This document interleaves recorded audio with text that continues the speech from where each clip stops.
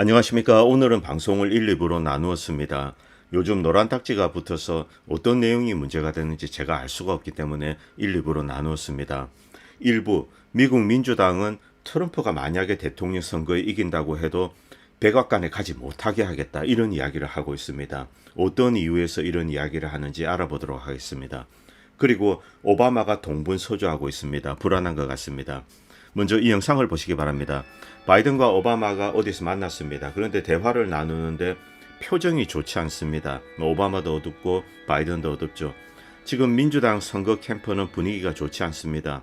이제 해리스가 이제 일단 역량이 부족합니다. 그리고 여러 가지 문제를 안고 있습니다. 일단 트럼프와 개임이 되지 않습니다. 이 대화하는 것도 그렇고 연설하는 것도 그렇고, 그리고 기본적인 지적 역량이 있습니다. 자, 이런 상황에서 주류 언론들도 이 내러티브를 조금 바꾸고 있는 거죠. 이전에는 해리스가 우세하다, 그리고 엎치락 뒤치락 한다, 이런 주장을 했습니다만 최근에는 트럼프의 우세를 인정하고 있습니다. 이전에도 사실 이 트럼프의 국민적인 지지도는 뚜렷했습니다. 그럼에도 불구하고 엎치락 뒤치락 한다, 이렇게 주장을 했죠. 자, 그런데 이런 상황에서 민주당 하원의원 제이미 라스킨이 이런 이야기를 했습니다. 의회의 힘을 이용해서 트럼프가 당선되어도 대통령 취임하는 것을 막겠다고 합니다. 일단 지금 해리스 캠프도 그렇고 주류 언론, 그리고 미국 민주당도 트럼프의 우세를 어느 정도 인정하고 있습니다. 부인을 할 수가 없는 거죠. 그래서 트럼프가 이겨도 끌어내리겠다, 이런 이야기를 하고 있는 겁니다. 만약 민주당이 하원 다수당이 되면 가능한 이야기라는 거죠. 글렌백 방송에 나온 제임스 리카즈의 분석에 의하면은 이번 선거에서 만약 민주당이 이제 하원을 장악하고 다수당이 됩니다. 이때 당선인 트럼프를 수정헌법 14조 조항을 이용해서 내란범으로 규정하고 대통령 자격을 박탈하는 겁니다. J6 사건 때 트럼프가 내란범이었다, 이렇게 이제 규정을 하는 겁니다. 그리고 그 이유는 수정헌법 12조를 이용해서 새로운 대통령을 뽑아야 됩니다. 이때 의회에서 선출하는데 각 주 대표 1인씩, 자, 하원의원 50명을 뽑습니다. 이들이 투표를 합니다. 여기서 자격자는 카말라밖에 없는데 만약 카말라가 과반수 투표를 하지 못합니다. 이때 벤스가 대통령이 될 수 있습니다. 이런 여러 가지 시나리오가 있습니다. 일단 대법원이 내란범 여부는 의회가 결정한다, 이렇게 판결을 했습니다. 그래서 불가능한 이야기는 아닙니다. 현실적으로 가능하다는 거죠. 미국은 연방공화국입니다. 이론적으로는 각 주가 하나의 나라입니다. 각 주가 선거를 해서 이제 주정부를 형성하고 또 주에 대표하는 상원의원, 하원의원 이런 게 있죠. 자, 이렇게 하면은 그들이 이제 이 하나의 독자적인 실체를 가지는 거죠. 그리고 모든 선거는 연방 선거든 지방 선거든 주 내부 선거든 모두 주의회에서 관할을 합니다. 주가 결정을 한다는 거죠. 그리고 이제 대통령 선거인단을 보내서 이렇게 연방 대통령을 뽑습니다. 만약 A라는 주가 나는 이제 저 연방 대통령을 인정하지 않을 거야, 이렇게 되면 A라는 주가 이제 독립을 선언할 수도 있고 이론적으로는 가능합니다. 그리고 이들이 연대해서 분리를 할 수도 있습니다. 그런데 만약 민주당이 이런 짓을 한다, 그리고 성공을 한다, 이 경우는 정말 미국의 정치권은 그냥 무너진다라고 해도 틀리지 않습니다. 국가가 쪼개지는 거죠. 공화당이 장악한 주는 이것을 용납하지 않을 겁니다. 자, 연방 대통령을 뽑았는데 각 주가 의회를 이용해서 이 터무니없는 이유로 이제 연방 대통령 취임을 막습니다. 그리고 자기들끼리 모여가지고 이제 대통령을 뽑는다고 합니다. 여기에 만약에 공화당 주가 반대할 경우 이때는 분리가 되는 겁니다. 너희들 따로 우리들 따로 이렇게 되는 거죠. 국가가 쪼개질 수 있는 상황입니다. 심각한 소용돌이에 빠질 수도 있는데 남북전쟁 당시 상황 때문에 이런 수정헌법을 만들었는데 이것을 가져와서 적용을 하자는 겁니다. 정말 정신 나간 짓이죠. 이것은 미국을 쪼개자는 겁니다. 어떤 경우에도 공화당이 장악한 주들은 이런 결정을 용납하지 않을 겁니다. 일단 심각한 상황입니다. 대통령 선거에서 이기는 것도 중요하지만 상원의원, 하원의원 선거에서도 공화당이 이겨야 되는 그런 상황입니다. 자, 이 글렌백 방송에 나와서 제임스 리카즈가 이렇게 설명을 하고 있습니다. Theoretically, 이론적으로는 가능하다는 거죠. 자, 그런데 이 와중에 오바마가 요즘 최근에 이제 날뛰고 있습니다. 오바마가 여기저기 왔다 갔다 하면서 이 트위터도 여러 가지 글을 쓰면서 해리스를 지지하고 또 이제 연설도 하고 이러고 다닙니다. 그리고 최근에 이 변호사 모임, 변호사들에게 이런 부탁을 했습니다. 많은 이제 변호사들이 모여서 일종의 이제 선거를 위한 군단을 만듭니다. 그리고 유권자들이 이제 자신의 투표권을 침해받았다고 생각했을 때 이 변호사의 도움을 요청하는 거죠. 그런데 이것은 넌센스입니다. 미국의 모든 선거는 시민권자의 투표 행위를 막지 않습니다. 그것은 엄청난 범죄 행위죠. 미국 시민은 투표할 권리가 있습니다. 일단 연방 선거는 시민권자만 할 수 있습니다. 그리고 로컬 선거의 경우는 이제 영주권자도 일부 선거에 있어서 투표할 수 있습니다. 자, 이런 상황에서 갑자기 이제 바락 오바마가 이제 이 투표권자들의 권리를 지키겠다. 시민권자의 권리를 침해하는 조직이라든가 그런 것은 존재하지 않습니다. 여기서 말하는 유권자라는 게 무엇일까요? 투표권, 연방 선거에 대한 투표권이 없는 사람들이 유권자 등록을 한 경우가 곳곳에서 발견되고 있습니다. 이들을 프로텍트하는 것이 아닌가? 시민권이 없습니다. 그런데 미국 연방 대통령 선거를 했습니다. 자, 이것은 명백한 불법 행위입니다. felon입니다. 중죄입니다. 자, 그런데 이 사람이 만약에 발각이 되었다. 우편 투표를 보냈는데 사인을 대조하고 너 시민권 없네. 너는 이제 불법을 저질렀어. 자, 이론적으로는 felony, 이 중죄에 해당하고 연방 교도소로 끌려가야 됩니다. 이들을 보호하기 위해서 변호사 군단을 모집하는 것이 아닌가. 그런데 이들은 이런 내용을 숨기지 않았습니다. 이전에도 민주당 정치인들은 미국 시민권이 없는 사람도 연방 대통령 선거에 이제 투표를 할 수 있어야 된다. 이런 주장을 해오고 또 그렇게 바꾸겠다라고 주장을 했습니다. 현실적으로 뭐 주법이라든가 연방 선거법 이런 것을 바꿔야 되기 때문에 지금 현재로는 불법입니다만 일단 저지르는 거죠. 그 다음에 보호를 해주는 겁니다. 이런 방식으로 하지 않는가 이런 두려움을 이제 우리는 갖게 됩니다. 밑에 어떤 사람은 오바마의 이런 주장을 풀어서 이야기를 하고 있습니다. 불법 이주민들이 연방 선거에 투표를 하는 것, 만약 이런 행위에 뒤따르는 어떤 책임, 여기에 대해서 변호사들이 나서서 프로텍트 해주겠다. 이런 내용이다. 이렇게 오바마를 비판하고 있습니다. 이것은 트럼프 시절과 바이든 해리스 시절의 이 인플레이션입니다. 뭐 비교가 되지 않습니다. 에너지 트럼프 때는 마이너스 0.7 그리고 해리스 바이든 때는 무려 한 34% 정도 올랐습니다. 모든 항목에 있어서 이렇습니다. 경제적으로 일단 미국 서민들이 느끼는 고통이 크기 때문에 트럼프를 지지하는 이제 미국 국민들이 늘어났다. 이것은 너무나 당연한 거죠. 다시 처음으로 돌아오겠습니다. 미국 민주당은 하원을 장악해서 대통령 선거에서 이긴 사람을 끌어내리겠다 이런 주장을 하고 있습니다. 미국에는 우리가 이해할 수 없는 어떤 집단이 있습니다. 우리 눈에 보이지 않습니다. 그리고 일부는 보입니다. 자, 많은 사람들은 여기 이제 여러 이름을 붙입니다. 뭐 카발이다, 딥스테이트다 이런 이야기를 하면은 야 음모론이다, 야 뭐 스카체 또 음모론 떠든다 이런 주장을 하는데 이것은 이 어떤 정치학에 있어서 공식 용어입니다. 이런 그룹의 범위가 어디까지인지 여기에 대해서는 논쟁이 있습니다만 비선출직이라는 중요한 단서가 붙고 있습니다. 우리가 미국의 국가 경영, 뭐 국가 운영 이것을 이제 어떤 사람에게 맡깁니다. 투표를 하는 거죠. 그 사람은 어떤 공약을 내겁니다. 그리고 그 사람에게 표를 던집니다. 그 사람이 미국을 통치할 것이라고 우리는 기대를 하는 겁니다. 그런데 우리 눈에 보이지 않는 미국 국민이 표를 던지지 않는 미국 국민이 동의하지 않은 정치 아젠다를 가진 집단이 이것을 이렇게 완전히 통제하고 컨트롤하는 거죠. 자, 이 터커 카슨이 10월 21일입니다. 6부작 다큐멘터리를 만들어서 올리겠다고 합니다. 미국의 딥스테이트에 관한 겁니다. 공무원, 정치인, 정보요원, 비선출직들 이들이 어떤 그룹을 형성해서 트럼프의 대통령직을 방해하고 공식적인 대통령직을 방해하는 겁니다. 그리고 여러 가지 정책을 흔들고 그들만의 미국 국민이 동의하지 않은 그들만의 정책을 이렇게 강요를 하는 거죠. 우크라이나전에 대해서 미국 국민은 동의하지 않았습니다. 그런데 바이든 행정부는 천문학적인 돈을 지원하고 있습니다. 이런 모든 것이 해당됩니다. 그리고 이번 대통령 선거에서 미국 국민들이 만약에 트럼프를 뽑았다면 트럼프가 대통령이죠. 그런데 저들이 이것을 무효화하겠다라고 하는 겁니다.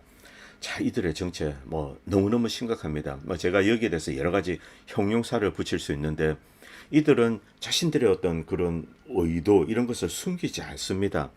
만약 이번에 트럼프가 떨어진다. 이때는 미국의 주권은 저들 그룹의 손으로 이제 들어간다고 봐야 됩니다.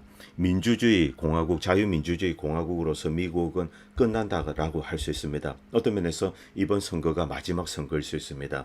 그리고 독일 역시 상황은 심상치 않습니다.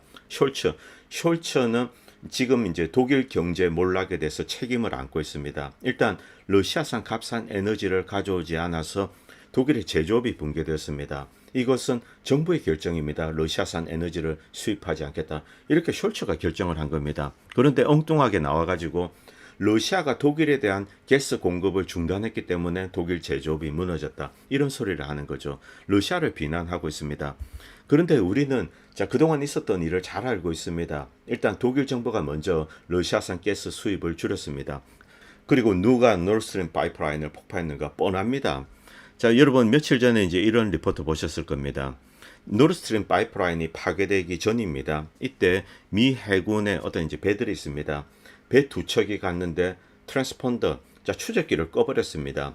그래서 이때 덴마크에서는 이 배에 무슨 문제가 생겼냐? 미국의 이제 이 군함이 이렇게 해군 함정이 가가지고 추적기를 껐습니다. 저 배 혹시 침몰한 거 아닌가? 그래서 덴마크 입장에서는 저 배가 혹시 침몰한 것이 아닌가? 이런 생각을 하게 되죠. 그래서 급히 이 구조팀을 보냈습니다. 그러니까 미국 선박이 있었습니다. 미국 선박이 있는데 이 덴마크에서 온 이제 구조선에게 너희들 돌아가 이렇게 이야기를 한 거죠. 그래서 덴마크 구조선은 돌아왔습니다. 그리고 며칠 뒤에 노르스트림 파이프라인은 터졌습니다. 뻔하죠. 너무나 뻔합니다. 그런데 이 사실은 노르스트림 파이프라인 이제 파괴 직후에 밝혀졌습니다. 그런데 이것은 덴마크 정부나 독일 정부, 미국 정부 이들에 의해서 묻혀졌습니다. 이것이 최근에 밝혀졌습니다. 누가 노르스트림 파이프라인을 파괴했는가? 그런데 숄츠는 푸틴 탓을 하고 있는 거죠. 그리고 다시 시리아 상황 좀 말씀드리겠습니다. 시리아 상황이 심각해질 것 같은데 일단 여기에 와카스 여단 CIA 지원을 받는 주로 이제 알카이다 테러리스트로 만들어져 있습니다. 이들이 훈련을 하는 영상을 공개했습니다. 조만간에 아사드 정권에 타격을 가하겠다. 만약 이들이 시리아 정부군을 공격하게 되면은 시리아 정부군은 힘이 이렇게 분산됩니다. 북서쪽, 북동쪽, 동쪽 이런 식으로 분산이 되는 거죠. 이스라엘은 시리아를 상대로 이렇게 이제 자유롭게 좀 이 공격을 할 수가 있어집니다. 운신의 폭이 넓어지는 거죠. 여러분들이 알고 계시는 극단적인 무슬림 테러리스트, 이들의 진짜 배우는 누구일까? 과거에 이제 무슬림 브라더스, 그리고 심지어 하마스도 그렇습니다. 이 하마스도 놀랍게도 아사드 정권 전복에 가담했습니다. 미국, 대부의 사우디아라비아, 이스라엘 다 있었습니다. 이 하마스 역시 그리고 팔레스타인 난민들 역시 당시 이제 다마스커스 외곽에 있는 이제 난민 캠프촌이 있습니다. 여기서 폭동을 일으켜서 아사드 정권을 전복하려고 했었습니다. 이것은 유명한 사건이죠. 이 팔레스타인 난민이나 하마스가 그동안 이제 주변 지역에 야기한 사건들 참 많습니다. 어리석은 짓들 참 많이 했죠. 어쨌든 이 시리아를 흔들기 위해서 미국이나 이런 국가들은 이런 준비를 하고 있는 것 같습니다. 그리고 이스라엘은 레바논 남부에 어떤 마을이 있습니다. 이 마을에 폭탄을 설치해서 그냥 마을 이제 거주 지역 하나를 이렇게 뻥 날려버렸습니다. 이 영상은 한국 언론에도 이제 다 공개가 되었습니다. 이것은 전쟁 범죄입니다. 민간인 거주 지역에 대해서 이 폭탄을 터뜨려서 이제 그들의 이 주거 지역들 마을을 이렇게 말살을 하고 파괴를 해버리는 거죠. 그래서 살 수 없도록 만드는 겁니다. 일종의 인종청소입니다. 사람을 꼭 죽여야지 인종청소는 아닙니다. 이렇게 사람들을 다른 곳으로 밀어내고 못 살게 만드는 것, 이건 역시 에트닉 클린징에 해당합니다. 유엔의 이 아티클 33, 여기 보면은 잘 나와 있습니다. 주변에 어떤 일이 벌어지든 일반 민간인들의 삶의 권리는 보장이 되어야 됩니다. 어떤 테러리스트고 뭐고 이거 상관없습니다. 그런데 이스라엘은 이런 것을 고려치 않습니다. 이것은 전쟁 범죄입니다. 여기서 이제 랜스 로드가 이런 이야기를 하고 있습니다. 이스라엘은 이런 생각을 하고 있습니다. 실제로 그런 이야기를 했죠. 레바논을 계속 괴롭힙니다. 레바논 국민들을 괴롭힙니다. 그러면은 레바논 국민들이 헤즈볼라에 대해서 등을 돌릴 거다. 이런 이제 생각을 하고 있는 거죠. 헤즈볼라는 레바논 국민 한 40% 지지를 받고 있는 집단입니다. 이런 이제 가정하에 레바논 주민들에게 공격을 가하면은 헤즈볼라의 등을 돌릴 거다. 이런 생각을 하는 거죠. 그런데 실제로 벌어진 일은 그것과 반대입니다. 이스라엘은 레바논인들에게 공동 처벌을 가하고 있습니다. 그런데 이 레바논인들은 점점 더 헤즈볼라를 지지하고 공동으로 이스라엘에 대항을 한다는 거죠. 이렇게 랜스 로드가 쓰고 있습니다. 이분은 영국인입니다. 그리고 독일 외무장관 베어복, 대표적인 전쟁광입니다. 이 베어복은 이스라엘을 변론하면서 이런 이야기를 했습니다. 테러리스트가 어떤 이제 민간인 거주 지역 이것에 권리 있습니다. 살 수 있는 권리죠. 민간인들이 민간인 거주 지역에서 생활할 수 있는 권리, 이것을 남용하기 때문에 민간 장소가 보호되는 지위, 이것이 상실된다, 이런 이야기를 했습니다. 즉 이스라엘이 이제 민간인들이 살고 있는 마을을 파괴해도 용납이 된다는 거죠. 그런데 국제법에 따르면 이것은 말이 되지 않는 이야기입니다. 베어복의 이런 주장에 대해서 독일 내에서도 반론이 엄청납니다. 그리고 유엔에서도 유엔 전문가가 나서서 베어복 장관의 말은 틀렸다, 민간인들은 어떤 경우에도 거주 권리가 보호되어야 된다, 이렇게 이야기했습니다. 안전하게 자기 마을에서 살 수 있는 권리가 보호되어야 된다는 거죠. 뭐 테러리스트가 땅 밑으로 왔다 갔다 한들 그거랑은 상관이 없다는 겁니다. 그리고 아직까지도 이 헤즈볼라를 테러리스트로 알고 있는 그런 한국인들이 많이 있습니다. 이것은 사실과 다릅니다. 미국이나 서구가 헤즈볼라를 물론 테러 단체로 규정을 했습니다만 헤즈볼라는 저항 조직입니다. 그리고 엄밀하게 이야기하면은 헤즈볼라는 팔레스타인 난민과도 조금 거리가 있습니다. 자, 이 당시 이제 레바논 내전이죠. 80년대입니다. 이스라엘이 침공하고 또 뭐 프랑스, 영국 이들 세력도 이제 개입을 했습니다. 이때 시아파 조직, 자, 이 기독교 민병대라고 해서 있는데 여기는 보면은 무슬림 수니파들이 상당히 많이 들어 있습니다. 이 수니파 국가들이 전사들을 보내서 기독교 민병대로 포장하고 이렇게 이제 시아파를 공격을 한 거죠. 이때 만들어진 조직이 헤즈볼라입니다. 저항 조직입니다. 자, 시아파 거주민의 생존 권리, 저항 단체입니다.